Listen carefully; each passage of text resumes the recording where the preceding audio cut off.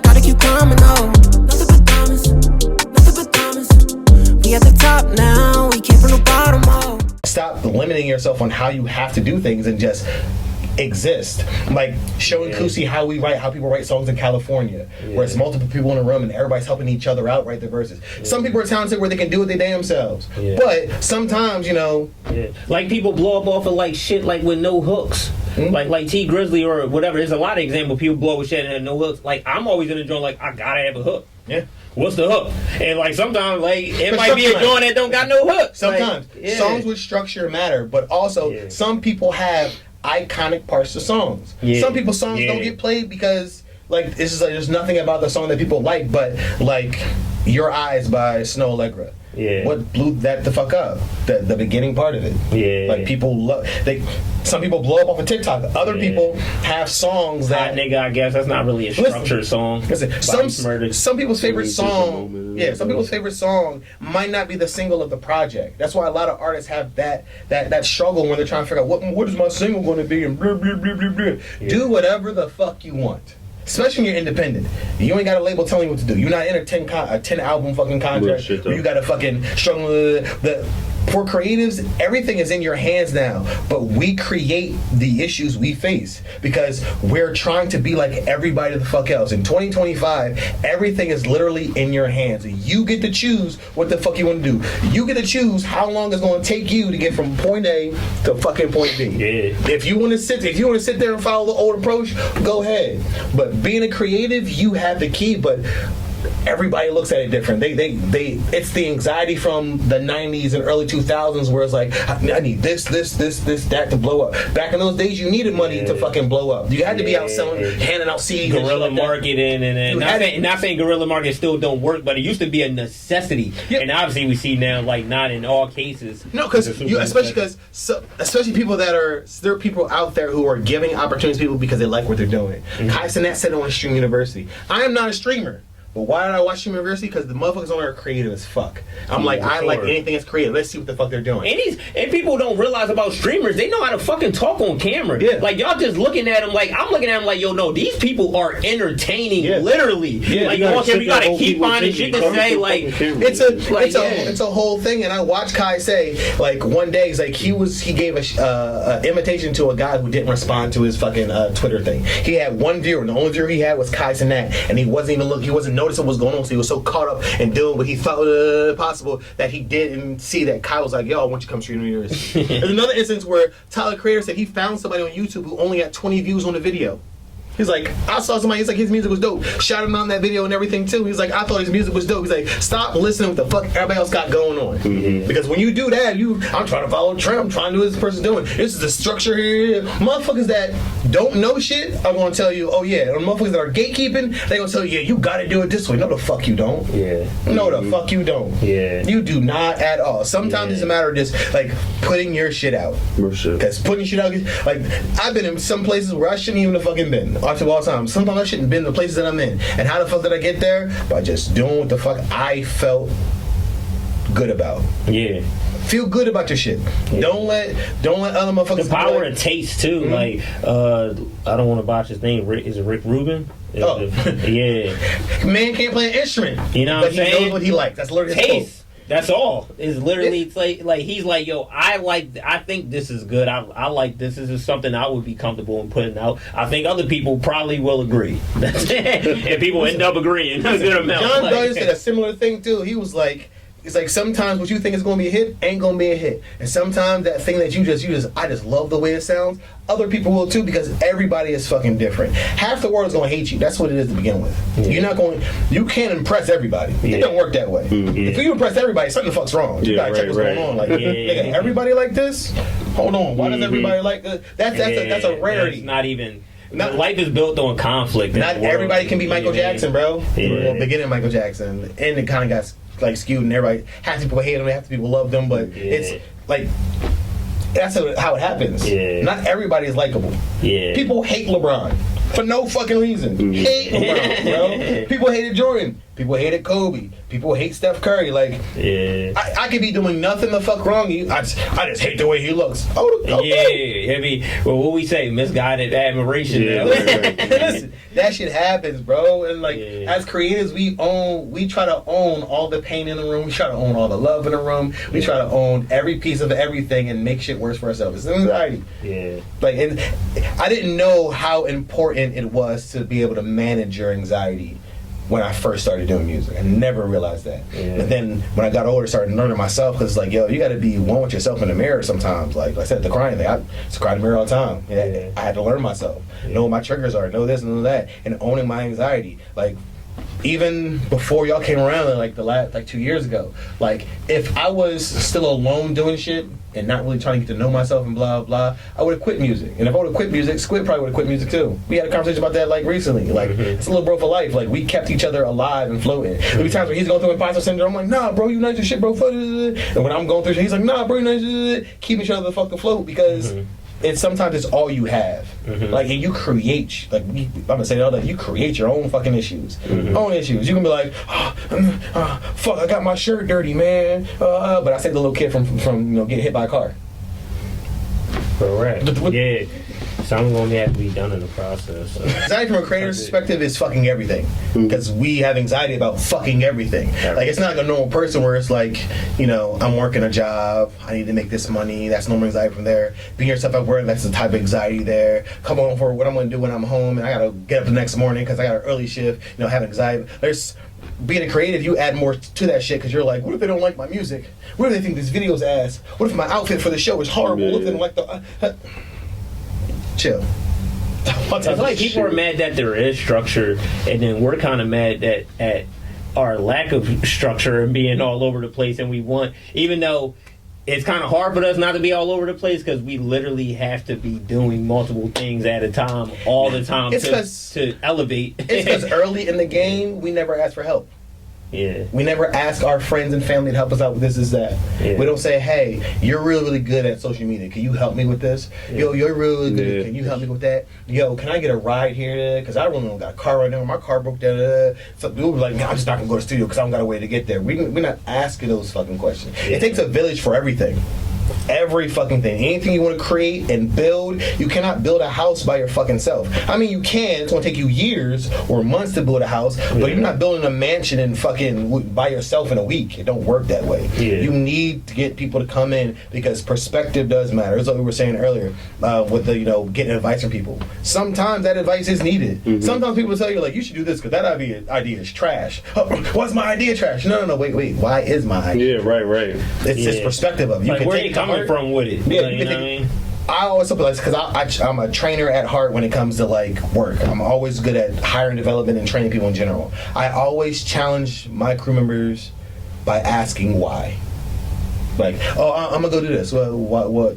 Why are you doing that? What's the point of that? Right. Oh, because some people will be like, oh, why are you questioning me? I just want to know why. No, I love that. You ask somebody why, like, they have nothing to say. Yeah. I tell my girl that, because, like, she'll be dealing with people at work. Like, she works with mostly women. It's all women there. So, like, they all, a lot of passive-aggressive comments and shit. Yeah. And I'm like, if they, like, say something about, like, you don't like her or something, just ask them why. Yeah. Why they're saying that. Yeah. And they're going to get so weird and not have an answer. Because, like, I mean, but, like, people hate that question. But I love asking why. Like, you just... Because a lot of people do shit for no reason. And it's a negative connotation to it, but it's like, no, like, you should have a reason. Like, why do you think this is going to work, or why isn't it going to work? Like, don't just be saying shit and doing shit. Even if they're wrong in what they're doing, they at least get to hear why they're doing this, what their explanation is. And sometimes it'll fix the issue, because they'll be like, wait. They'll hear it, that didn't sound right, did it? What I meant was, I'm doing it. Oh, okay. Yeah. And, like, some people get offended when they're questioned, right? Because some people feel like they're always doing something wrong. Right. Like, a couple of my coworkers are butting heads. They go, "You're always so good with de-escalating and everything." I was like, because one, I ask why. I have no problem asking why. And other times it's like sometimes let people solve their own issues, or I let them know, like, no, I'm not trying to be offensive when I'm asking you why. I just want to know what you saw when you're seeing this, so I can be on the same page with you or understand what's going on. Because life is about about understanding. Yeah, I too. need to see what you see. Yeah, I need to see what you see, so I can be like, you know what? Because maybe I'm wrong about what's going on. Instead of being like, nah, don't fucking do that. That's fucking stupid. You got people that'll say that shit. Homie, I love my homie Ducky like that. So aggressive, ex-Marine, bro, but he is not a people person sometimes. Well, that's the difference between controlling and leading. Yeah. You know what I mean? There's between a boss and a leader. There's a big difference between a boss and a leader. And I learned that from my older brother because he used to work at Target and he was like a team lead or whatever he was, you know, like a manager there and shit like that. And I remember I was working at Studio Movie Grill like as a dishwasher, and one of the guys was like, yo, you got a brother? And I was like, yeah, I got a brother. Like, he's like, yeah, his name James. I was like, yeah, you know my brother. He's like, yo, he's the best like the boss leader I've ever had in my life. And I was like, what you mean? Just ask why. What do you mean by that? He was like, yo, he'll tell us to do something, but he's also doing it too. It's like, we got to throw a truck, you know, because we're working overnight at Target. It's like, he's the person on the truck in the front throwing the boxes to us, and he's taking on the blunt of everything. It's like, we follow behind him, like, whatever. So anytime my workplace is, I'm not going to tell you to do something that I'm not going to do myself. Right. And for me, like, I've always worked in busy environments. I can't work in somewhere where it's slow. It's like, 'cause I need to, you know, be able to fly around like this. Yeah. So I'm working at a movie theater, like, they're like 30 tops, 20s, like 20 theaters in there. It's busy as hell. Everybody running around with all the crew members running with their head cut off. Managers running with their head cut off. I'm saying speed all the time. What's going on? I understand I got to control the pace of my building. I have to control the environment. If nothing's wrong with me and I'm just cooling through and I'm still, oh, hey guys, fixing everything like that, your crew starts to notice it and be like, why am I running around like a fucking madman? I feel all the time like, yo, respect what you inspect. My thing is I always tell people, yo, do the speed limit.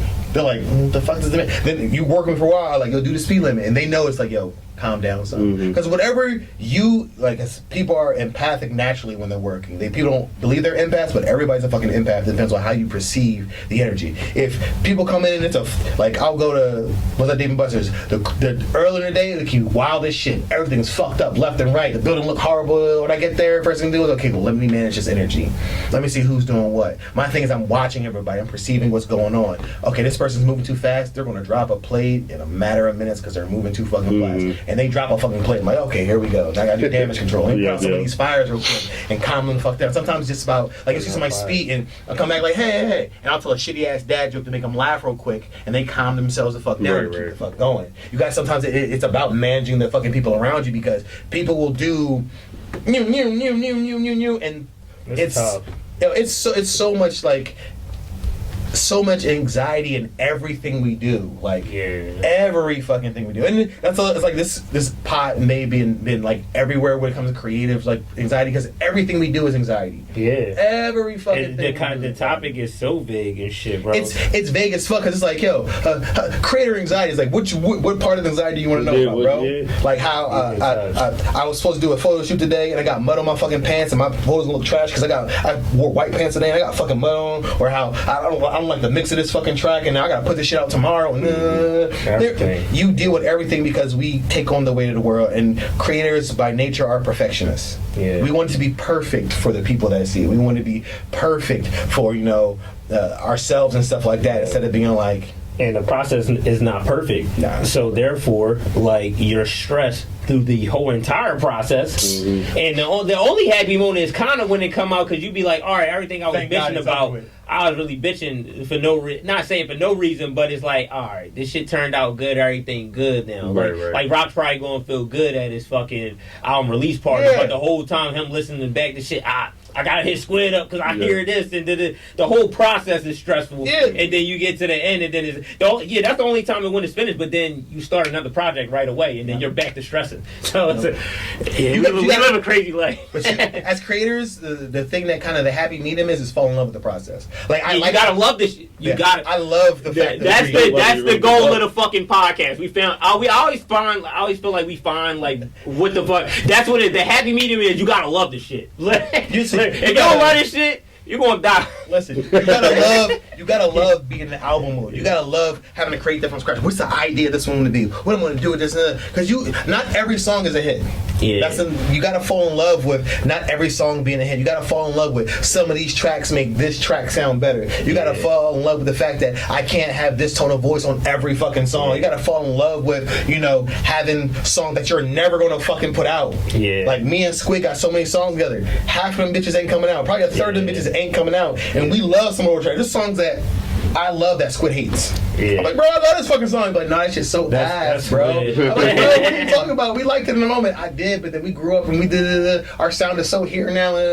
I'm like, damn, there be songs that he like, yo, you gotta do this song, but I don't even want to fucking do that song. Like the one song on the project we got, One Away from Heartbreak. I didn't even want to redo it again because I was like, this shit is like a different vibe than all other songs on the track. And so it's like when Ken and Kelly's like, nah, you got to do that song. It's like, we're redoing it. You got to do the song. It's like there's no other ifs, ands, or buts about it. But it also comes with like trusting the process in general, trust the people in the process, and trusting the process itself because you can't make without it. Like you gotta love it, trust it, and trust the people. It's 3 pieces of the process. That part. Because if you don't, I don't know why you're doing this shit for. You done. You asking for yourself to be in a fucking psych ward if you're trying to be a creator and you not fall in love with the process. Because this shit ain't saying it's just not for the weak. It's so cliche, but it's beyond true. It's not for the weak. You definitely going to go through bad, like 100%. It's not like, oh, maybe it could be easier, but no. You're going to go through shit at different levels, and the only thing that's going to keep you going is the love for this shit. For real. So you got to really know that you want to do this, and when you tap in and be like, yo, I want to be a creative, I'm going through this full force, and when you look at yourself like 10 years down the line, and I can say now, like I'm pretty much coming on 10 years, I think, making music, like 9, something like that, and I'm like, yo, like I still... Sometimes there's moments here and there where I might have like been discouraged. I ain't gonna say I lost passion, but there's been times I've been discouraged. But I don't know. That's that day, and then you wake up the next day. Then I feel like I always. That's what I love about it too. I feel like we always got another opportunity. I'm like, I put out this post, and this shit didn't really resonate how I thought it was gonna resonate. But then I can also make another fucking song, and then this one resonate. This video didn't, and then that's the thing. We have the ability to create again. So this didn't work, but it ain't like we had one shot to do it. Like we got, you keep throwing the bow and arrow. This ain't the NBA, bro. This ain't the NBA where you got cut, and now I can't play the NBA ever again. Yeah, music is a different league. Like, you being a creative, bro. This is about how you feel when you create. It's not about nothing the fuck else. Yeah. Like a lot of people don't want to put feeling involved, which is understandable. But even rappers feel shit. Like I fucking proud of me with Meek. Like motherfuckers felt that shit. Yeah, motherfuckers felt that. It felt that. Like especially motherfuckers who didn't grow up with their family there or their dad passed early, shit like that. My dad ain't even passed, and he made me think like. Listen. Oh no, they made me. That shit. That. I want you to pick me up too. I was in there like, God damn, bro. Like shit, bro. I had motherfuckers that with parents there like, yo, that verse was crazy. Yeah, it's about feeling. Like when you put your feeling in this shit, people realize it because it's one thing. Like feeling is universal. Yeah, that's why you gotta put feeling in shit you do. You gotta love what you do. Who said that? They was like, that's like music is the only other language other than like the speaking language. Like music is the only like really other language that everybody. That's why there's the people who don't speak English. That's why there's people who don't speak English, but they can sing a melody in English because of. That it was a different language that everyone understood. Listen, and I employ or I tell other artists in general, listen to other countries' music too, bro. Because some of that shit will inspire you. Because especially in America, our export is music. One of our biggest exports is music. Other countries want to be like us when it comes to feel. The UK right now, their R&B and their rap scene got crazy feel to it. Some of our R&B shit, I was just like, God damn, why haven't we thought of this shit in America? Fucking Asia. Why the fuck haven't we thought about this shit in fucking America? Rapping up, that melody is fucking crazy. That rap pocket is crazy. Korea know what they doing too. The K-pop motherfuckers, they know what they fucking doing. Everybody got their own style, like and being versatile and listen to everything else. Because like we'll pocket ourselves here. Like in Philly, people outside of Philly only know Philly rap.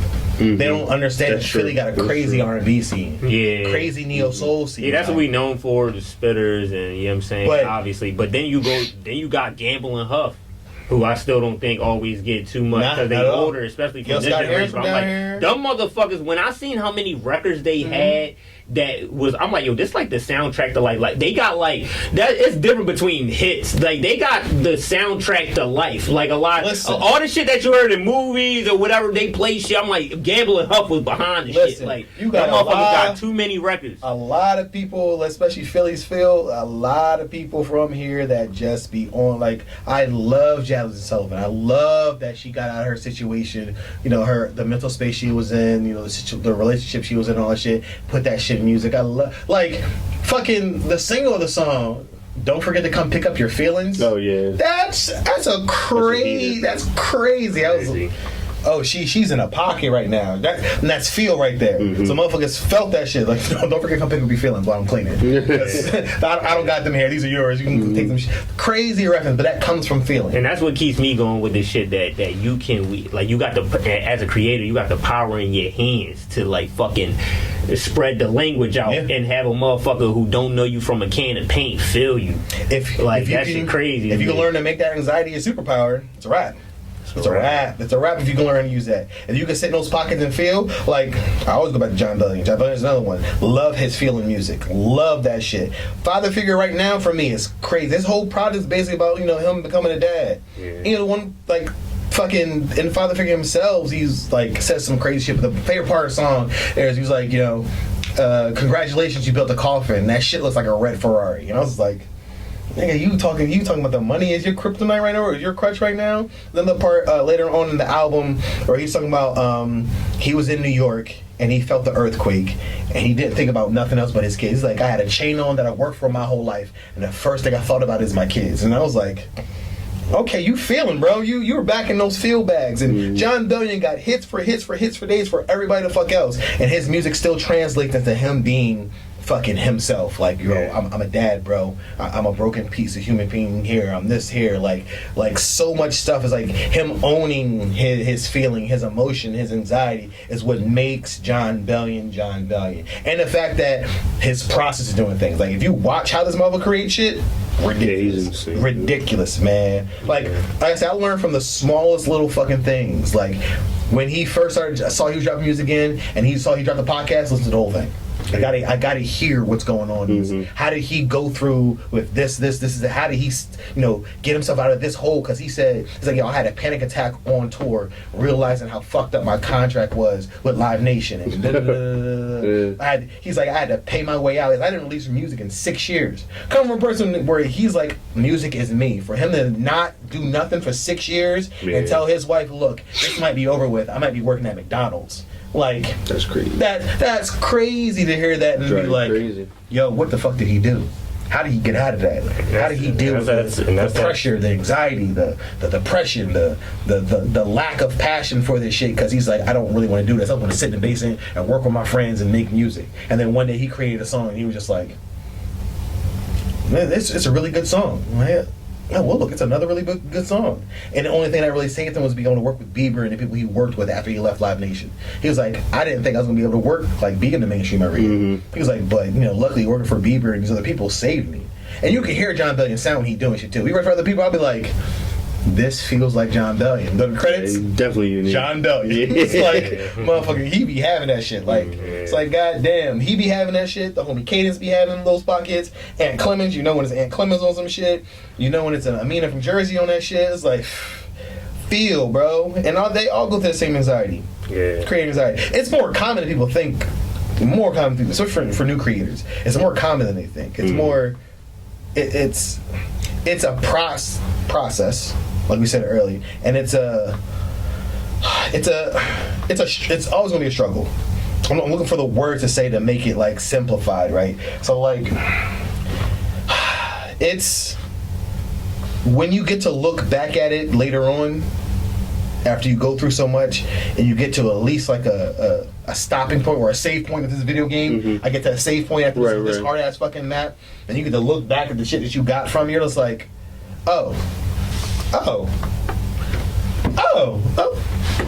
okay, it's all right. I'm fine for the moment. And then you go to the next wave of panic, struggle. Oh no, these the next save point. You're just like, you just need to step outside of it sometimes and appreciate the progress. Sometimes the anxiety is just you going through something new that you haven't experienced before. That's sometimes what it is. It's uncertainty. Yeah. Like anything that you go into and you can't really call the outcome. Like, we like to know like what we getting into, and we like to know what's at the end of the road. Like, when you get into the music shit because you see good shit at the end of the road. If you fucking like it's a lot of uncertainty with it, but your vision is that like any uncertainty that I am going to go through is like it's going to be worth it type shit. But at the end of the day, like a lot of people, if you think like the shit might not be worth it, or like you saying you going out to Cali and you know thinking this shit like I had a back attack on the road, bro. The uncertainty is like that's what always is literally uncertainty itself. Like I want to do a whole episode probably just on that because so much shit stems from that. Like just me going on stage. You know, right before going on stage, I'm just like, yo, so much shit that can happen. When if the mic go off, or what if I'm about to do a dance move and shit and I trip, or when if I fucking this note go fully flat, this the only note I'm trying to show up my shit, and then when if it's a fucking A&R in the joint or when it, whatever, like it's a lot of shit. And the uncertainty, like when you're in front of people. Like, when's the last time you actually had a panic attack? I feel like I got many panic attacks all the time. But as far as like a panic attack, where I was like, hospitalized type shit, long time, probably 2021. What about you? I can't recall me having one. Yeah. No, Mill's stressed all the time. I'm not. Mill's like chill. Like I always like Mills can like drink, like smoke. Like I've seen Mills obviously get fucked up, and you like be like on some shit. I'm like, all right, like you know what I mean? Right now. You like, you know what I'm saying? He human, but at the same time, I'm like, he a little. You think a little differently, like when it's like shit. I don't know. That's like me and Squid. You a little bit more like calm. Not saying you don't have anxiety like that or whatever, but it's through certain situations. You seem to be a little bit more calm and shit. So even if you say if you had like a fucking bad drug or some shit, I just don't talk a lot. I think that's what it is. So like, I be going crazy in my head though. That's like me and Squid. I'll ask Squid. I was like, I really don't go through because I know Squid so well. I know when he goes through certain shit, and sometimes like you'll have that friend that you don't need to tell about it because you can tell they're figuring shit out. I'm a motherfucker. I'm not allowed with it. When I first started being on fucking social media, I was supposed to every fucking thing. Every fucking thing. So motherfuckers knew when I was going through shit. Last like 5-6 years, people would be like, damn, he really don't post as often as he used to. He don't do this. It's like I don't do none of that shit anymore. Once I figured out myself, it's like damn, I'm kind of drawn right now. Like. Why I do that? Why I post this? I don't want people to know what I'm going through in real time. It's not that at a point in time I feel like I don't. Some shit I just think is sacred. Like sometimes I might be going through some shit like. You get to the point where you want that. Yeah, like say if I lost like a parent, like even as a famous person, I wouldn't even know. Like I wouldn't want that shit plastered. Damn, RoWiLL mom just passed away from such like say a celebrity or whatever. I'm just seeing myself as a celebrity. I'm like I wouldn't even want that. I'm like let me grieve really like low key, and then it's like all right, when I'm ready to tell you, oh damn, I ain't know that recipe mom. Yeah, I'm cool because I already probably went through a grieving process, and I can handle the conversation. That's one thing though. That's one crazy thing. Like especially what we're trying to strive for, they gonna know first. Yeah, you kind of give up your saying. You see what Justin Bieber and shit going through like right now. That motherfucker, he like, but and you see how them people stand there. That's what amazed me. Not Bieber. I look at the people. They see him fucking stepping out. He be like, yo, it's not clocking to you. What he say? It's not clocking. I know you can't feel happy face, bro. I know you can't feel happy face, bro. But I'm still gonna snap this fucking picture. The dude was like, he was like, yo, I'm sorry, I make you feel that way, Justin. He's like, and you're still recording. He was like, I'm sorry you feel uncomfortable, Justin. You know what I mean? I'm like, these motherfuckers is wrong.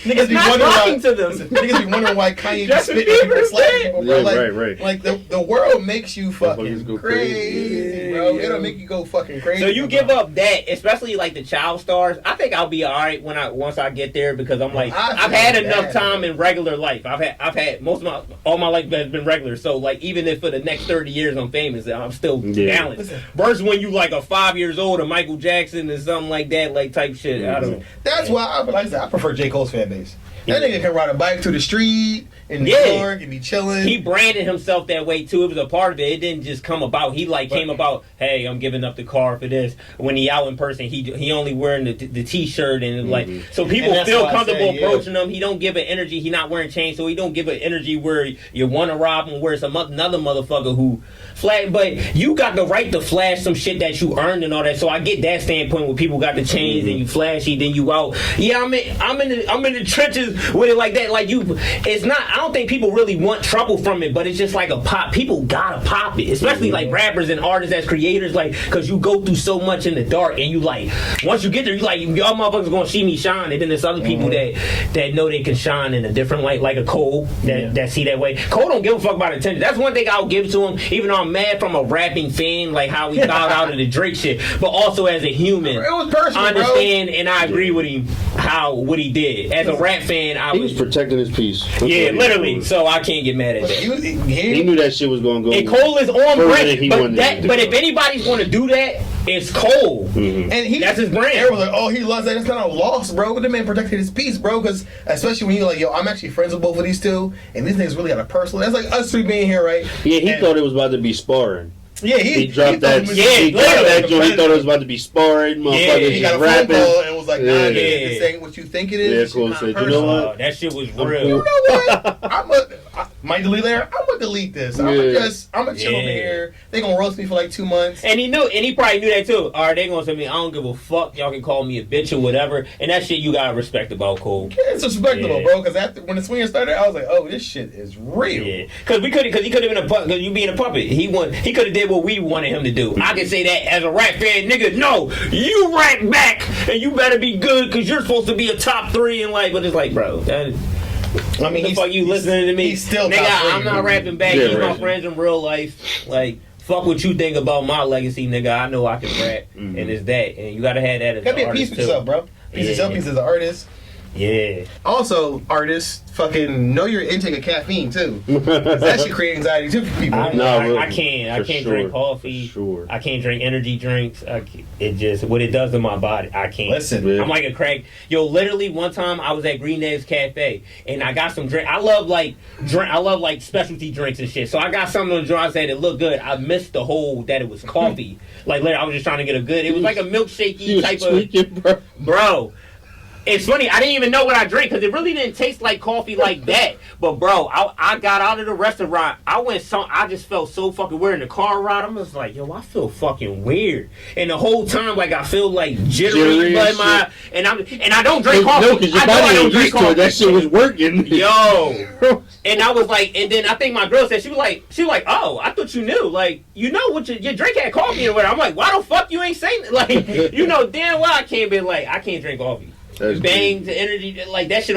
I used to take pre-workout shit, you know, like going to the gym, especially with these fucking buff ass white boys that we know from the county and shit. Them motherfuckers live off that shit, pre-workout, all that shit, bro. I used to drink the Bang before. I had a panic attack at the gym. Actually, I probably had one. That might have been the most recent one. That was 2022 maybe. Fucking, I had a panic attack at the gym because of a fucking Bang energy. I'm sorry, not to put smut on Bang name like that. But yo, that shit hit me. I'm at the gym. I couldn't even finish the workout, bro. I'm like, and if I lift too crazy, I'm like, I feel like my heart was beating too fast while I'm lifting. I'm like, my shit not supposed to be moving this fast. So I don't know. It was weird. It put me substances put me into certain shit. It used to be like that for weed, but weed is now like a calm down shit. Weed actually does what people do it for, what people prescribe for. It wasn't like that for me, huh? In the beginning, niggas were getting shitty strains. That's why. That's true. Maybe, probably. That had you feeling like. See, you had Cali. I never had Cali weed. Though. See, you got to get you some Cali weed, bro. We smoking Dookie over this joint. Beyond Dookie. It's only because it's not legal here, so you can't treat it the way that Cali treat like a business. So you know there's gonna be science behind that shit. Yeah. Out here, when it's not legal, not fully fucking legal, and only certain places sell it, they gonna cut corners on shit. That's just how it works with everything. Yeah. Like if music was fucking taboo, we wouldn't have the equipment we have with that shit. Yeah. It would be like, yo, he's recording it in his phone and releasing shit because he can't have a studio. That's just how it goes and shit. Yeah. Cali has it down to a science. So does Colorado and everywhere else where it's fucking legal. Yeah. Like I don't even smoke no more. Like when I was doing, I don't smoke or drink. But when I was doing like shit like that, I was on edibles because it's more controllable. Like the edibles, microdosing edibles. Nah, Joe, no. Yeah, because if y'all doing 200 milligram gummies, bro. All right, bro. I need to be this high every day. That's not me, bro. I like it for what it does to the creativity side of things, or what it did for it. I can't catch it. That's what I don't like about it. See, when you smoke, I can kind of, or I got this amount of time before it kick it. I can see, I get a first low dose of high. I'm like, I'm high. That's what I can. We could be high. We be like, I'm cool off that joint because we already as it's going. First, the edible shit, I can't call it. That shit just hit me and I don't like it. So listen. That's because it's not legal here, bro. Listen, the place I go to in Cali, right? Shout out to Traditional. The place I go to Cali when I was doing edibles and weed and shit like that. You walk in, they ask you like actual legit questions, like, "What do you want from your high?" I ain't never had a nigga ask me what I want from my high. All right, so what I want from my high is I want to. That's crazy. I'm doing it for creative purposes. Are you looking for like an upper or a downer? Are you trying to chill out? Are you really trying to be hyper with it? Or like how's your sleeping? Like, so it depends on because they'll be like, okay, this strain is for this strain is for that. This edible help you with this. Like, it's a science for these motherfuckers. So I wanted to like, all right, this is the vibe I'm feeling. I used to have 2 sets of gummies, one for up and one for down, basically like that. And they'd be like, yo, try it out first before you do it. It's like do a small piece like that, cut it, take the gummy and rip it in half. There's like a line on there, like a little ridge on there. You can really pull the gummy in half and shit like that. It's like, if it's not strong enough, take the other half. We never suggest taking more than one because this is a micro dose. It's not a super strong dose. And when you're eating, it's more potent than when you're smoking. So smoking, you might do 2 or 3 joints like that, and I'm high as fuck as I need to be. Whereas an edible, 100 milligrams might fry you. Nah, real right. And that's way less weed than fucking you did here, because consuming something or eating something is different than drinking something, and different than smoking something, right? Because they actually got THC drinks out there too. Yeah. Like same places, they got gummies, they got fucking smoke. They even smoke that shit. You can drink that shit. Like they injecting shit. I don't know parts of that. See, I ain't. Out here.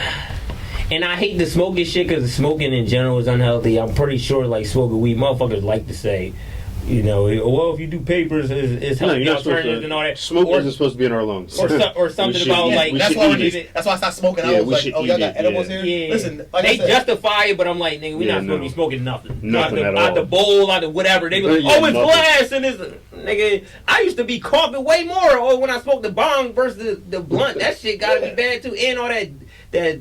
You know what I'm saying? That dirt that gets trapped at the bottom, all that shit. My ass is doing edibles, bro. And now, like I said, I can control the high. Yeah, that's my thing. I need to control the high. I don't want the high to control me. So that's like I said, here niggas is eating brownies and it's a whole brownie. You can't be like, half this brownie is this, because you had the brownie still 100 milligrams sometimes, or they're giving these super dosed up fucking brownies like that. Like I said, the place I'm going to, it's down to a science. This is what it's going to do. Try it first. If you don't like it, let us know. And like super down, it made it feel like you were at a fucking health clinic, and it was like, yo, we're prescribing you this much for this joint pain. If you don't like this, we can get you off this and we can fill another one. Like it made that shit easy to be like, all right, cool. To the point where I was like, oh, I don't need nothing else. I don't need to spend $120 on fucking weed, like and get an ounce of weed or some shit, whatever the fuck I'm trying to buy shit. I can spend $18 and get a canister of gummies that's gonna last me 17, 18 sessions. Yeah.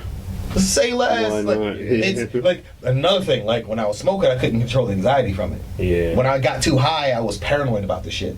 Oh, fuck, too high. I need to take a nap, bro. This shit's too crazy. I need to get some water. When I started to be able to control it, it was, okay, because another thing artists don't, they freak out when they don't have control, they freak out. Yeah. Like, I don't have control of what's happening. That's the beauty of it sometimes. Yeah. I don't have control of my future. Sometimes you have to love the fact that you don't have control of what's going on. Yeah. You gotta experience that shit in the moment and be like, you know what?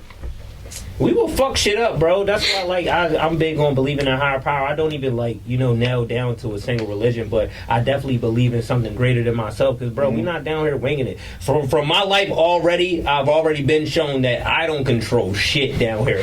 All this shit that I be like, I wish this don't happen, then it happened. I be going through, I don't know. Like last night, like I said, 1 a.m., my fucking lock at the B&B just decides to stop working. I'm fucking out 1 a.m., 2 a.m. trying to call a locksmith, got to pay $300 out of pocket. I know where. I didn't want that shit to happen, bro. You know what I'm saying? But for some reason, I don't know, that happened. Everything, you know what I'm saying? And it just everything's going to happen for a reason. And sometimes you can't control what's going to happen. Yeah. All the time, people like. everybody, like, especially people that don't know me, shit, they're like, yo, like, no one ever knows my age until I tell them how old I am. They always think I'm in the 20s and shit like that. Every job I work, they're like, oh, we thought you were around our age. Like, how do you get to look so young? Because I don't stress about shit. I learned to not stress about shit because you can't control anything. I can't control shit but my reaction and my actions. That's all I can control. If you slap the fuck out of me, I can control if I want to swing back on you from that shit's fucking slide.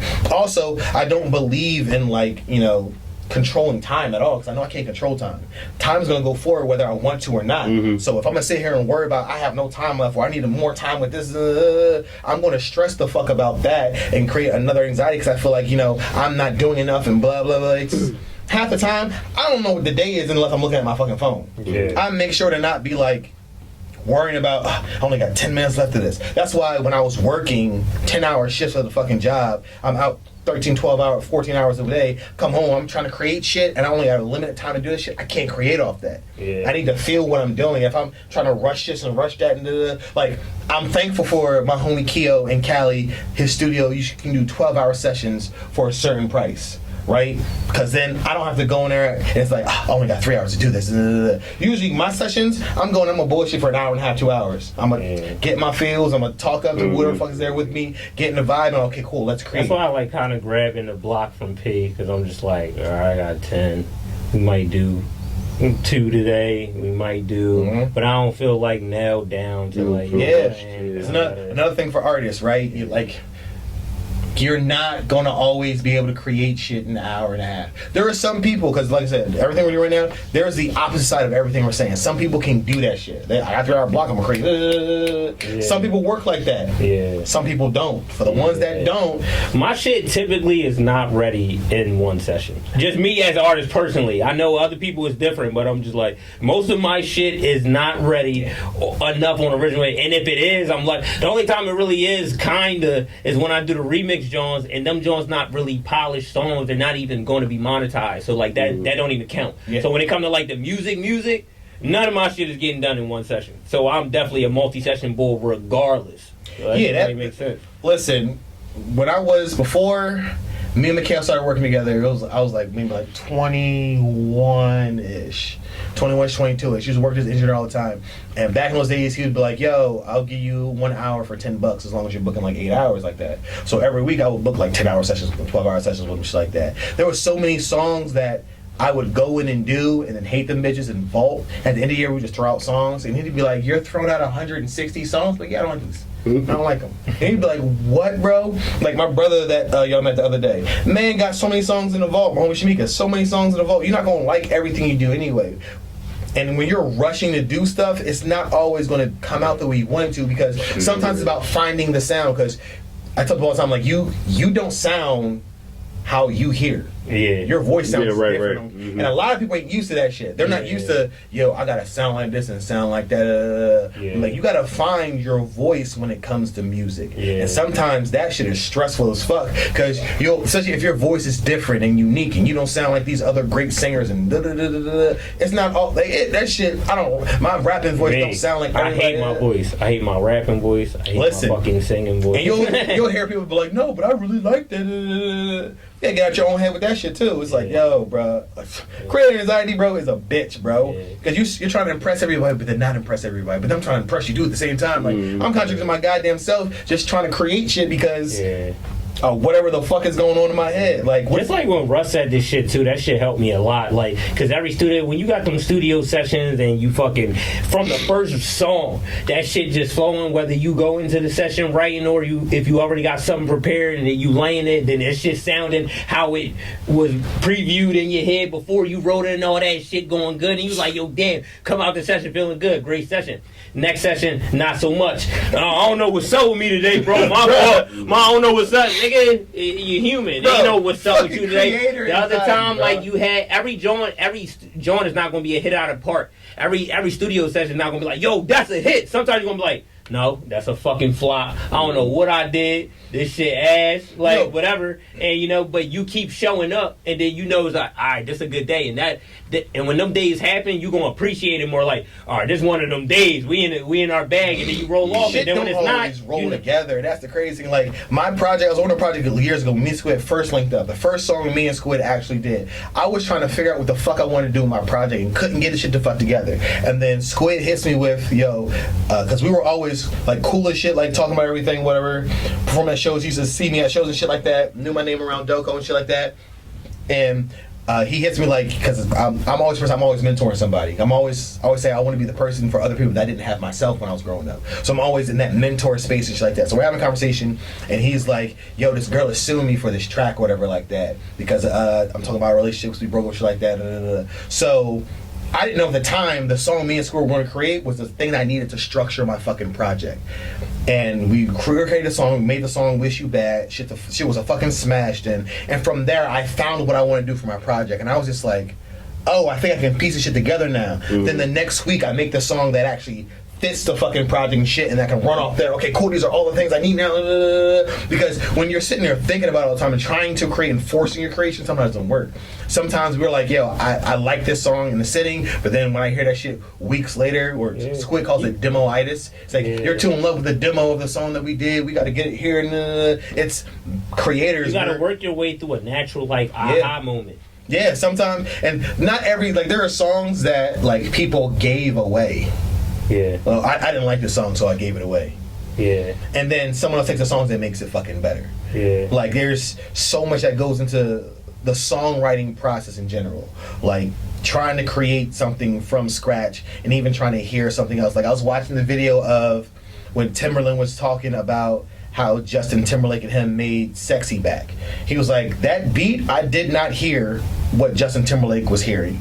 It's like he was saying like, oh, I like this like that. He said, I expected him to do something else. Mm-hmm. And he came at, I'm getting sexy back. He was like, that natural, He was like, that was my natural response to when he was doing that fucking melody and shit like that. He's like, that shit came accidentally. He's like, we was doing other songs before that, and that shit was not hitting. Mm-hmm. We did this. There's also a session where Timberland is going through beats with Jay-Z. And Jay-Z's like, no, I'm not feeling that one. I'm not feeling that one. And in my head, I'm like, you not feeling that Timberland beat? Nigga, that's fucking crazy. And then the years, dun, dun, dun, dun, dun, dun. Jay-Z's like, oh, I'm automatically feeling it. Was it dirt off your shoulder? Yeah, bro. It's like, there's so many times, like, where crazy. Listen, exactly. There's so many beats that are crazy that people gave up on. They was like, I didn't like that beat. It didn't work for me. Damn, there's so many legendary beats from like when I was growing up. Like when you hear it, you just know. I don't gotta hear lyrics behind it. I'm like, like, did y'all ever watch the like Stu? Listen, like all that. They was, I don't know, man. The generation we was coming, they was making shit. Everybody felt like that in their generation, though. Iconic. There's so much shit that's iconic. Like, did you ever watch the Kanye documentary from the point of view?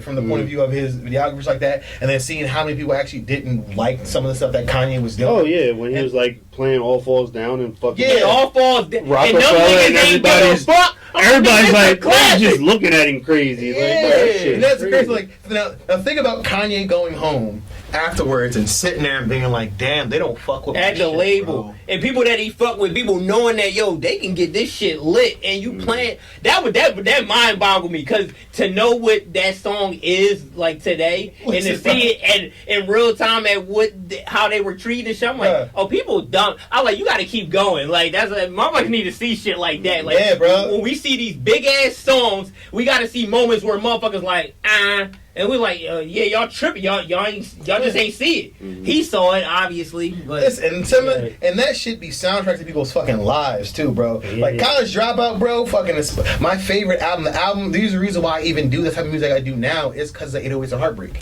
Yeah. That's why the project me and Squid were working on. We were going to name it 1-808 from Heartbreak, because I'm such a Kanye fan and so is Squid. Like, and I tell people all the time, the genius of Squid himself, he don't listen to R&B and I do R&B. Yeah. Mm-hmm. That's crazy to me. You don't listen to R&B, but I'll ask for some R&B type element shit, and he'll be like, "Oh yeah, I got you. Send me some shit," and I'll be like, we got some shit on this. And him to actually like, he's like, bro, I don't even like R&B really in general to begin with. And he'd be like, no, I really, really like that song. I'd be like, shit be fucking crazy sometimes. Because I'd be like, because Like, I'll hear other people's shit. I give myself anxiety all the time. I'll hear other people's shit like, I need this type of R&B beat. Right. But Squid gives me hip hop elements in the shit, and sometimes I'll be sitting there like, damn, this isn't it. And the next time Squid will send me a beat, and I'll be like, oh no, this is what I'm looking for. I'm looking for right the fuck here. But then I'll go back to a beat fucking 6 months later and be like, oh, I got a song to this now. It's like, bruh, the creating process itself is anxiety. Yeah. Every piece of it. Every fucking piece of it. But then, like you said, watching other people go through their shit and be like, oh, no, I'm in the right space. Alright, my position has been, sometimes we just need like to know that motherfuckers been where we at. The shit that make everything seem the worst in the world is that you're going through it alone. Yeah. You think that's what it makes it say. It's not what you're actually going through, it's just that you feel no outlet the lonely shit. I felt the lonely shit in the studio singing this damn song, and people won't like this fucking song because it's. And then when you know, like, same thing with anxiety that we always talk about, like, bro, once you figure out, that's what helped me. First of all, that was the first step. Me knowing that, millions cases per year. I always say I Google the shit. Like, after I had my first panic attack, got hospitalized, went to go Google the shit. Millions cases per year. That's all I needed to see to be like, oh shit, I'm not fucking. I'm not tripping. There's okay. Then it's like when you see panic attacks. Oh yeah, it look like you're gonna die. This is your heart palpitations. He's like, oh, I'm not crazy. It's like literally when I'm looking up. This is okay. You need to know you're not crazy because I think that's what creates the insanity. That's what creates even more anxiety after that. It's like, yo, am I crazy? I'm going through this. Am I crazy for going through this? No, you're not. And so, like, what makes it, I say, the creator anxiety is worse is because, like, you don't want to feel insane. But what's the definition of insanity? Doing the same thing over and over again, expecting a different result. As a creator, what are you doing? The same thing over and over and over and over and over and over and over again. You feel insane as an artist because you're doing the same thing, and when it doesn't immediately hit, you're like, fuck, bro, am I doing this shit right? As a creator, you are walking in. You have to do insanity. You literally have to do this shit. It has the same shit. It has to be a thing, bro. Because it's a brand. Obviously, you're not expecting the same result. You're not expecting the same result, but you're expecting. No, but like, say, like, I dropped this song, it didn't hit well. It didn't hit well. Or I dropped this song and this shit was fire. They love this fucking song. Next songs do the same fucking thing. You are expecting the same result. You're not expecting it in a bad way. You're not like, oh, this song gonna flop too. You're not expecting that. But when you don't get that same, like, oh, my last song only got fucking 1,000 views, and the one before I got 25,000 views. What am I doing wrong now? How you do the same thing I was doing before, but damn, this song sounds the same now. I don't want to drop the same song over and over. It's complicated. It's not black and white. That's one of those moments where it's like the life contradicts itself. Shit. It's like, yo, if you're doing some shit too much, it hinders you, and if you're not doing it enough, it hinders you. And you gotta like. And it sucks to say all the time, like, and then there's another the other part of the anxiety when your fan base, like when you're growing as an artist and you're evolving, and they're like, we don't like this new style of you. We like the old shit you was doing, and you're like, damn, I gotta go back to this, but I feel like this right now instead of feeling like that. I'm not in that old mental space where I was feeling like this, and I really don't party as much no more. I'm a dad now. They go through that same fucking. It's crazy being an artist. It's always fun because you have to be crazy to want to be an artist. You got to be crazy to dream in general because there's always a setting where it's like you can always do this and just chill. What about that too? Like you said, delusion. Yo, so many artists tell you like, yo, you got to be somewhat delusional. Actually, not even just saying it like, no, thank you. No, you gotta be somewhat. They tell it all the shit that people deem as crazy and you would want to stay away from. As artists, you gotta do all of that. 50%, at least 50% of the definition of insanity applies to what we do as artists. Fucking, like we said, the delusion. We have to have some part. We maybe not fully delusional off the loopy loop, but it's like no. A part of us literally has to be delusional So we gotta think. What makes you think you can be this star? What makes you think you can do? What makes you think you can sell out the fucking tail? Like, what makes you think you can? For me, what makes you think you can move to Cali and become something? I don't fucking know, but I'm gonna do that shit. I can't sit here and drown in everything the fuck is going on. Like I said, the first song I wrote when I got to Cali was called Depressed. That's what it was called, because that's how I felt. And it was like, I left my soul back home, I packed my bags and left the city while they fighting over loose change. Loose change, who am I if I don't seek change? I need change, I left my world back home. I hope they know I'm loving. Like, it was just, the whole idea of it was my depression. It's like, because I gotta go. That was the hook. The hook was, I gotta go. I need to go far away from here. And it wasn't just talking about the city itself, it's the emotion, the feeling, and everything, because I felt like I was fucking crazy. I felt like I was losing my fucking mind. I felt like, maybe I don't need to be here. Maybe the world would be better without me. You go through all this shit, because anxiety can get to a point where it's not just only affecting, like, you having a panic attack. It'll start, you start feeling slower, weaker, like you're just dwindling the fuck away because you're letting that shit eat at you. You're not addressing the fact that your anxiety can cause this, that. That panic attack is that's usually the final straw. Like the one that might happen after that could be something else. It can kill you. Stress can kill you. That was the big ass wake up call for me. Like that's all my mom said to me one day. She was like, "Yo, you got."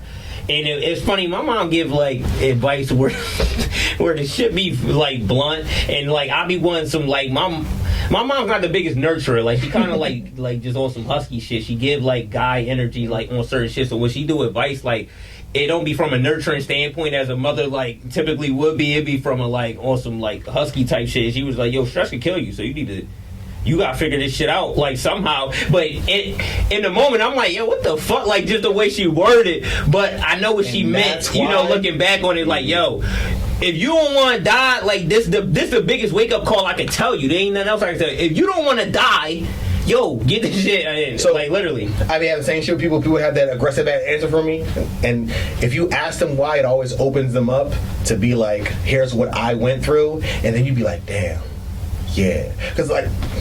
I wasn't always privy to that and having people do that. My brother's tough love. I tell them all the time. I write songs about it. I actually got a couple songs that I talk about in general because not all my brothers had their dads. Yeah. So I'm learning how to be a man from niggas that didn't have fathers. Like it's a crazy cycle. You going, I'm getting all your broken pieces and shit like that, and then I'm broken my damn self. How do I pass that down to my kids? Like the trauma itself is like they'll give me their trauma. I'm giving my kids my trauma. They're gonna give their kids their trauma. Like it creates a path of anxiety most times, and when you get a blood answer and you got so many other questions, they can't answer their own questions. You're just like, fuck, bro. Fuck, it's really gonna kill me if I keep doing this and doing that.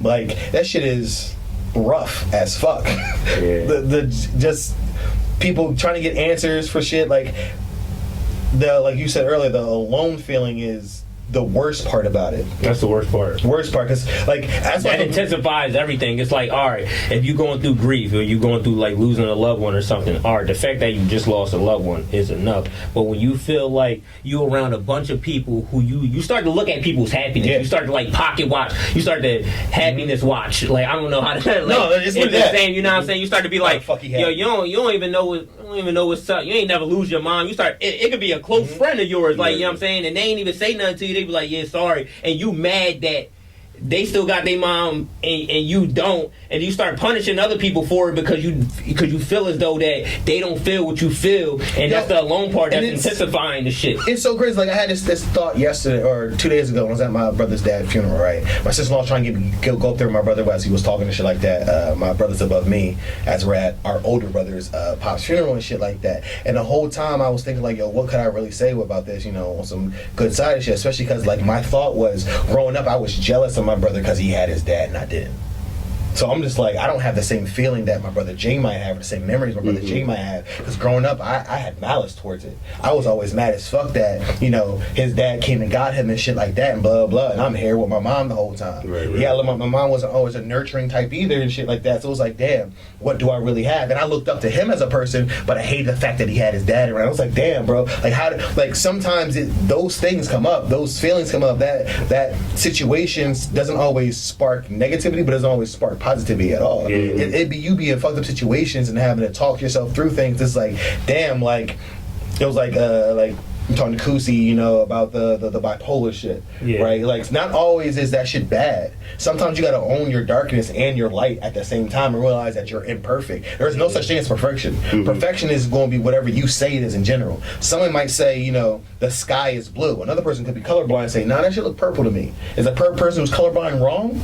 No, he's not, because he sees it as purple, where the other person here might see it as fucking blue. And it's, everyone has their own, I say everyone creates their own form of anxiety. Yeah. They create their own form of stress, their own shit over here, because we don't know what another person is thinking. It's personal, and that's why, like, we can generalize. You like said that's a personal journey. You got the old videos we used to do. That was the very first video we've ever did. Like, anxiety is a personal journey, and it's literally because so many people would ask me different type of questions. I would keep it a buck with them. I'm like, listen, I ain't never go with what you went through, but I can say X, Y, and Z what can lead you to the answer that you need to get, but I'm not going to sit here and act like I have the answer to anxiety. That's why that shit kind of fucked me up when, what's the name? I ain't even going to say no names, but I wrote an ebook, right? And I can see how the title could have been, like, off misleading, but obviously I'm also a marketer. I'm also, like, I was selling it as well. So that part of me kicked in. It was a hook. Sometimes you lose That's what crazy.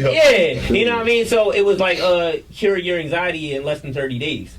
But I kind of meant it though. But obviously, we know it's not that simple. Sometimes it's a lifelong battle. Other times, someone might get it instantly. I know that more than anybody else, but obviously it was just, I want you to read it. That's all. That's what I'm trying. I want you to read it. You know what I'm saying? And when you read it, you will understand what everything. I touched multiple topics. Antidepressants, how to cycle yourself off. Like real life shit. And I had 13 different topics, but I had this one girl who I went to high school with, never really talked to her in high school like that and shit. But like, she was cool, I guess, in high school, but she got mad as shit. But then I started to learn that she was going to school at the time for psychology or like mental health specific psychology. So she already felt like this motherfucker, and motherfucker was showing me love, because like I said, she ain't never comment on nothing. Ain't never comment on music. She ain't even exist in my world for real. So it was surprising. You said something that offended her. Until it said something about offending her, people sharing shit, and then that's how it got back to me, because I'm like, I didn't even see that she didn't tag me. She posted some subliminal shit, and I was like totally confused. But at the time, I wish I would have known that, you doing something right, because once motherfuckers start doing shit like that, you strike the nerve. It's like you said earlier. It's like you said earlier with the one guy, when the promo guy, he said this, and the guy was like this. Everything has two sides. Yeah. Like what you could be doing over here might work for some people and might work with us. Like therapy, for instance. Sometimes people need therapy. Yeah. Other times people can figure that shit out by doing this and doing that. Yeah. There is no right way to do anything. Yeah. But people will sit here and critique you and try to bring you down because they did it this way, and they everyone, like, especially when somebody's like lashing out, it's usually they're projecting something inside of them on somebody else. That's usually how it goes anyway. Especially if I don't know you and you saying some crazy shit and you expect me not to say some crazy shit back, sometimes it's like, damn. Like sometimes I have those moments where I'm gonna someone back on some foul shit too, like, yo, why the fuck is you hating over here? Like, I'm just helping people out that are like me. I don't give a fuck what you went to school for, and you could always be like that. But at the same time, like, you look at it like, yo, honestly, I can see how this might upset you. I can see how this might be offensive to you because you believe that this works and that doesn't work. Yeah. I understand that. I'm not trying to offend you. I'm just working and trying to be the best version of me and help the people that are like me. Yeah. I didn't say this for everybody. I didn't say in 30 days that everybody can cure anxiety. Yeah. This is for the people that are like-minded like me and have those same feels like me and believe that they can do that. Pretty much. You know what I mean? Yeah, so that's kind of where that went. But it was funny because I just looked back on it. I was like, that's when you know you're doing the right thing. And as a creator, I was never in that mindset. I realized, even with when I had the fucking cop video going viral. I see me arguing back and forth with people. I'm like, yo, what the fuck am I doing? Like, later on, I look back and I'm just like, yo, the fact that I had people saying it was fire, then I got people saying hating shit, and then I had other people, the people that thought it was fire going at the people who thought it was bad, and then people who thought it was bad going at that's what created the virality. Is that how you say it? Of it. So you know what I'm saying? So I wish I would have understood it more as an artist at the time, but now I understand it now. So when hate comments come in, I kind of dehumanize people and be like, whatever, thank you for giving me I get it. Haters are your marketing team. Yeah. When Wallow said it, I didn't really get it at the time. I don't know, it sounded good, but I really didn't understand it. But now I understand. Haters, like, they're needed, literally. Yeah. You can't just have love. It can't just, it's just love. I see, like, for the most part, you can only see love, especially when you go out in person. Most people not really going to play. Some people might, but, like, most of the time you go out, people showing you love, no matter how much really hate you get online like that. But you need the fucking hate. They help out. If everything is love, you're doing something wrong. Yeah. If everything is love, you're doing something wrong. Mm-hmm. Because you're not gaining more people because of love. You do need to hate sometimes because any publicity is good publicity. Yeah. But a lot of artists don't get that side either. Like you have to entertain in music too. It has to be entertaining. A lot of people go. That's why I mean we was talking about it earlier. I was understanding your point of view, but I was more so like, yo, I get it. The songwriters, whatever, you was arguing they don't have this and that, and sometimes they don't get the resources that this. I'm like, that's very true. Like a lot of us, we don't get it, but I'm like, yo, I feel like that entertainment aspect, if you figure that shit out, you can kind of be unstoppable though. Because okay, you got the songwriting there, you got the music talent itself, like we talk about all the time. The talent, that's one thing, but that other, you can't ignore the other side. You can't be like, niggas y'all don't want to hear real rap. No, nigga, you not doing enough fucking work to get yourself out there to the people and branding yourself different this way. You know what I'm saying? You gotta hold yourself accountable to that. I used to like say a bunch of fucking excuses on why I'm not here and why I'm not there. I'm not there because of me. I could be way more consistent. I could be like, you can't. It's a lot of shit, bro. Like, but it's not even just for rap. It's for singers too. Some singers sing too much. That's all the time. You're singing too much. There's too many riffs in the song. Not everybody want to hear shit all the time. Not every. You got to have a balance in between. Like, you can tell motherfuckers that are singers. You can tell motherfuckers that are writers. Usually, an R&B nigga that's a writer and shit. It's more about the words for them, and they're always on the left over here, where it's about the lyrics and the singing ass like I'm a sing over here, shit like that. I usually use a reference when I'm telling like young artists. Like people like, but they can't sing it like me, and then you'll get somebody who puts a unique spin on it. Like, wait, but this nigga can sing like me. Like Kanye and Jamie Foxx's song, shit like that. Marvin Gaye, Slow Jam, shit like that. Jamie Foxx talks about when he first was doing it with Kanye, he was trying to sing that shit. And Kanye was like, nah, I need you to sing it like this. Jamie Foxx being a fucking nigga, I got vocals, I'm gonna sing this. Like, you're making it too R&B. And then some Marvin Gaye. Like, nigga, get the fuck. That would have fucked up the whole John. Some Marvin Gaye. Smooth as it's a lot of people like. Yeah, that's crazy. Like, we all know you can sing, motherfucker. Just like y'all helped me out with the Lights record and shit. Like, as far as the art will come in. I remember you in the Rover with it. Art. I remember you in the Rover. Yeah, sometimes it be too much. Ooh, baby. Then you mean? Sometimes it be too much, but this is people try too hard because of what's in their head most times. Like, sometimes you think you're too good for it. I only mention songwriters and like people even working with songwriters. It's not bad to work with songwriters. So a lot of people want the notoriety of doing the shit themselves, which is fine. But when you hit that brick wall and you burn out and shit like that, sometimes that shit can take your anxiety away. Artists too, bro. That shit can take your anxiety away, bro. When I first fucking got shit written for me, I was in my fucking bag. You think I was worried about? And one, I know I can write. That's why I was even the same shit going back to Drake. I'm like, Drake probably don't give a fuck about this shit because Drake knows he can write. I think Drake is more of a writer than anything. He's not no fucking exceptional singer. He's not no exceptional entertainer, dancer, none of that shit. He can act a little bit, but really, I think his strongest suit is his writing, low key. But fucking I just agree with that shit. That's like I said, this was before. A lot of artists don't ask for help. Said it earlier in the podcast. A lot of artists don't ask for help with shit. They just be like, I'm gonna do this shit myself. That's why I said when Kusi and Squid came out to California and Kusi saw how people were right out here, especially like with the more melodic shit, I understand that you're really not fully a rapper doing the crazy melodic shit. It's a new wave of rap where it's a mixture of R&B type shit. Like it's trap music. Trap music has melodies to that shit. Sometimes you need a little bit of help because you're dealing with a little bit more with that. It's not simple where it's just my speaking voice. I gotta be able to catch this key here and do this and do that. Like, oh, maybe this note's fucked up here. You should change this here and it's a collaborative effort. It's a collaborative effort now, and a lot of people don't want to do that, or they feel some type of way about that shit. It's too much for them half the time. I don't give a fuck, bro. I give a fuck about the finished product. Like a lot of people, I think this generation do brag too much about like the punching in shit, or whether it's fucking My thing is, I did this shit in this like you, or this like you brag about the dumb shit. No, brag about this how this song came out. Actually, bro, we did. It's more inspiring to me to hear fucking Michael Jackson did fucking 55 fucking different mixes of Beat It, and then just to choose mix 2. Like, you know what I'm saying?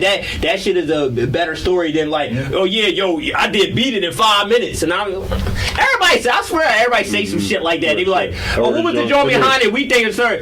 Bro, that was just some shit. We ain't the guys, bro said turn up, so I called the song Turn Up. And that's how, like, it be like, sir, like, bro, what the Be real, bro. Like, motherfuckers just need to be real sometimes, bro. Niggas do not want to be real with shit because it's what you're saying, that being too cool. Sometimes there's a thing of being too cool, bro. My songs do not take. There are some songs where I can knock it out in 15 minutes. There's other songs that's gonna take me an hour and a half. There's some songs I should just Squid. He'd be like, nigga, why do you have fucking 30 stems of this? Squid don't say nigga. I'm just me saying. Squid does not use it anywhere. Put that shit on Squid. That's me being dramatic. That's me being dramatic. But Squid will say some shit like, yo, you just sent me 30 tracks for these stems, and I'd be like, yeah, I got harmonies and stuff. And he'd be like, bro, sometimes he'll say, yo, you gotta cut this shit out. I remember one session I worked with my homie Stephen Kokas, and it was a neo soul song. Oh, that's OG right there. Stephen Kokas. Yeah, first John. That was the first person we ever recorded it. Crazy thing is, if you ask him our sessions, there was one where we had 100 tracks, bro. Yeah. 100 tracks. And he looked at me and he was like, sometimes I hate you, bro. And I'm cracking up shit, bro. Because if you gonna let me there be free, bro, I'm gonna lay harmonies, I'm gonna do this and that. And some people like I used to overdo it all the time. Yeah. Now I simplify it a little bit more, but I also if I gotta do harmonies, bro, I'm gonna do harmonies, bro. Like that's my. Do he still record? Yeah, I'm pretty sure he does. We need to see if Steve would come through. Be like, tell some stories, though. I'm pretty sure he does. I think he's still down here. I think because I talked to him like years ago, but also like he popped up on my Facebook. Listen, I met a lot of people through Steve, bro. My homie Jamal, I met through him. Jamal Anthony, bro. He out in Cali too, becoming a big ass fucking songwriter. Shit, like, that's my guy. I love him to death. Met him through Steve, bro, because he was like, yo, I'm getting some of my favorite people on tracks together to be on this project that I'm making, shit like that. So he brought me, Jamal, and then my brother. My brother's a year above me. He brought him all in, and we just did a song together, just like that. But Steve was the guy who'd be like, yo, I'll charge you $10 an hour as long as you're booking this amount. So I used to go every week I get paid, bro. Steve always a great price. Always with Steve. Steve helped me find my sound. Yeah. Like that's one thing. Another thing about engineers, bro. I hate when engineers aren't involved in what they're doing. Like I'm gonna tell people that you my engineer, bro. So this shit is ass, bro. It's on you too, bro. Right. Yeah. Real shit though. Like I don't understand why they don't realize that too. Like your name is on this motherfucker. Yeah, bro. This shit sound ass. Listen, like, especially nowadays, because then you can put people in the credits like who engineered the song, bro. Yeah, right. Put your name on this shit, bro. Yeah. So when this shit ass, bro, you coming down with me, bro. Every engineer work, I'm gonna put your name on this shit, bro. Even I only work with 3 engineers. Like my mind, I'll work with 4. I'll work with Joe Logic again. He's a legend, but you can never really get a hold of him, and that man is expensive for an artist in general if you spend it every week with him. But Joe Logic is a legend. I will work with Justin Hine again. I will work with Steve Kokas. That's my guy. Love him to death. Help me find my sign. And who else? And the homie Keo. That owns Neon Sound in Cali. Favorite 4 people to work with, bro. Yeah. If I'm there, just all right. Do what? Do this? All right. Because they'll hear shit and be like, nah, bro, try this. Yeah. Try this. Add this back here. Okay, you did everything you want to do. Okay, cool. I hear this. Put this here. Put that there. Slide it. And you'll learn shit from fucking a good engineer. Like a good engineer make a song, bro. Squid same way. Squid would be like, hey, I need you to put this here. And I'd be like, all right, bro, I'm gonna do that shit. Before he'd be like, nah, bro, I know what I'm doing. He'd be like, all right, can we do this now? Yeah. We do that now, bro. All right, bro. Say less, bro. That's why I let him mix everything. The crazy thing, Squid was a fire artist. I hate that he stopped being an artist. Oh, yeah, I know. I would always be trying to get him to do some shit again. Every time I was like, yo, I need a Squid feature, bro. I need a Squid feature, bro. Maybe, bro. Yeah, man. But that was a very interesting episode of IOA. You already know how we do. We talk about anything and everything that pertains to, personal development, life growth, mental health, and, just protecting your peace and, creating peace. What does peace look like? What does happiness look like? It looks different for everyone. Overcoming your anxiety. Overcoming your anxiety. So this is another episode of I Overcame Anxiety. And yeah, we out this motherfucker. I'm still doing it.